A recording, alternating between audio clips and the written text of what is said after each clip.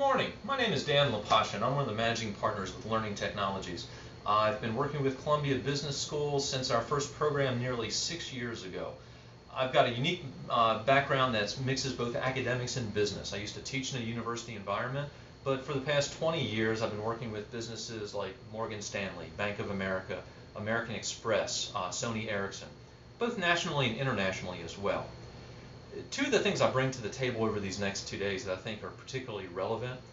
The first one deals with program design, or how to make messages come to life.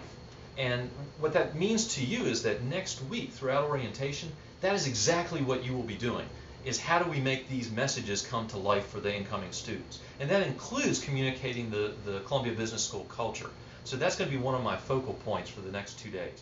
But in addition to that, I also offer to you to think about my style, because I'm a very strong introvert, and what I'm doing in this role is not something that comes natural to me. I don't tend to be an overly social person. I'm definitely not very outgoing, and yet I find myself in that situation a lot because of what I do, which is also what I love. Next week in orientation, I think the same will be true for many of you, where you may find yourself in situations where you have to operate outside of your comfort zone.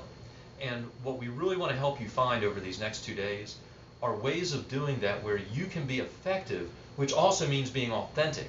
How can you be yourself in that environment to be effective, but at the same time doing what you need to do to accomplish what has to be accomplished in that situation. This is going to be a great training and 2 weeks of orientation, although the first week is really what you're focused on. I'm looking forward to meeting each and every one of you. Please ask us any questions, tap us as a resource.